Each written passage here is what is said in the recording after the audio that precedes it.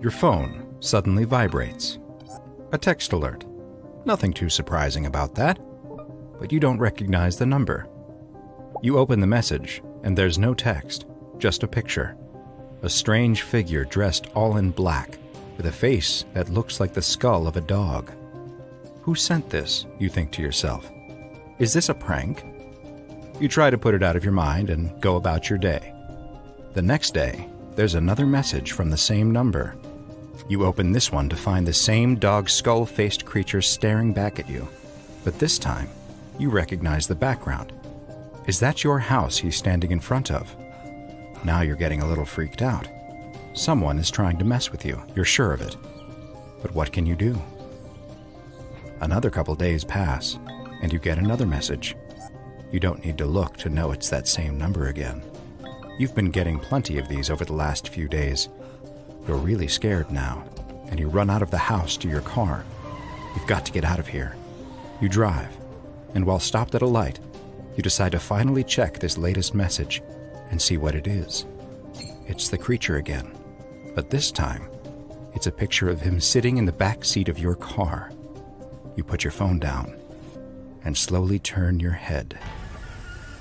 Hi, I'm Dr. Bob, and this is SCP-1471, also known as Mallow version 1.0.0.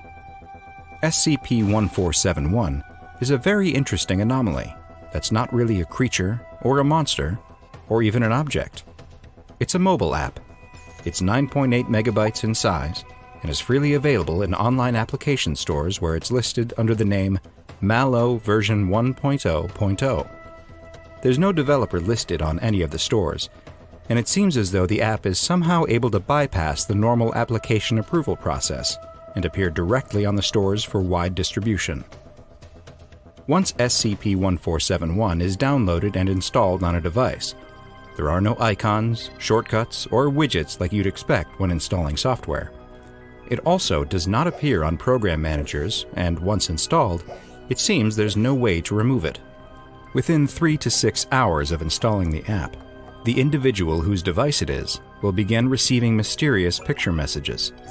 All of these images will have one thing in common. Somewhere in the foreground or background is a large humanoid figure with a canine-like skull for a head and long black hair. This creature has been designated SCP-1471-A. Sometime during the first 24 hours following the installation of SCP-1471, the individual's device will start to receive slightly different images from before. These images still always contain instances of 1471-A, but now the locations will be recognizable to the individual. These pictures will be of places that the individual regularly frequents, like their local grocery store, their school, or their work. These sorts of images will continue to be received until 48 hours since the initial installation has passed. At that point, the device will start to receive images of places that the individual recently visited, like an image of the restaurant where they picked up their lunch an hour ago. Just as before, all of these images have SCP-1471-A somewhere in them, as if it's been following them and wants them to know it. After 72 hours, things get even stranger. Now the pictures received by the individual will be of them in real time. They might receive a picture of themselves sitting on the couch, taking in that exact moment, except SCP-1471-A is standing right behind them. But when they look, there's nothing there. It's as if someone is photoshopping in this bizarre canid creature, but doing so impossibly fast.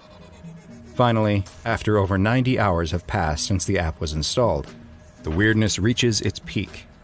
The individual no longer receives photo messages, but instead will start to catch glimpses of SCP-1471-A in real life, either in their peripheral vision, in reflective surfaces, or in both. At this point, the individual afflicted will continue having visualizations of SCP-1471-A in the real world, a result that so far has been irreversible. Individuals who have reached this extreme stage of exposure have reported that the entity appears to be trying to visually communicate with them, but none of them have been able to understand or comprehend whatever message it's trying to relay. Such was the case with a subject named William. William had first been exposed to SCP-1471 at 15 years old when his sister, Sarah, showed him an app she had downloaded earlier in the day. The app's description states that you will never have to settle for awkward feelings of being alone ever again. That Mallow is an exciting and interactive experience that will keep you engaged and intrigued, and that after just a few hours of Mallow, you will soon forget all about those painful emotions of disappointment. Neither William nor his sister knew how the app worked, but they assumed it was tracking them using some kind of GPS, and soon, William was receiving images from SCP-1471. The first one he received was of his school's courtyard, with SCP-1471-A, barely noticeable, sitting on a bench. He had black, matted fur, knife-like claws, a set of blank, pure white eyes, and a face that looked like the skull of a beast with a large, wolfish grin. William was immediately frightened by this, but Sarah insisted it was cute and funny. William wasn't so sure. The pictures continued over the following days, with SCP-1471-A appearing at his school, at his bus stop, on his street, nearly everywhere he went.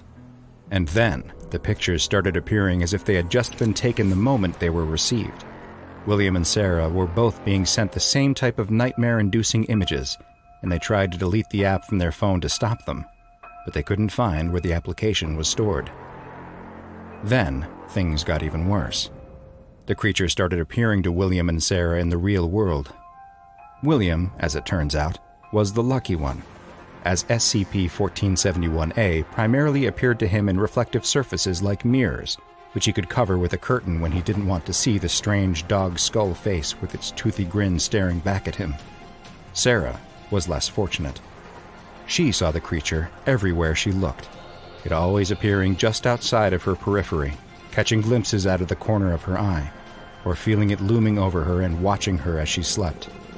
William has been able to cope with the appearances of 1471-A, even regarding it as a somewhat comforting presence at times. Sarah, sadly, was driven mad by the never-ending visions of the creature. Currently, the only known treatment to reverse the effects of SCP-1471 and the appearances of 1471-A is to eliminate the individual's exposure to the images before 90 hours have passed after installing the app. Once those 90 hours have elapsed, though, it is too late, and SCP-1471-A becomes a permanent presence in the individual's life. Thankfully, 1471-A has thus far remained non-hostile and has not been shown to pose a threat to those afflicted by it, at least not a physical threat.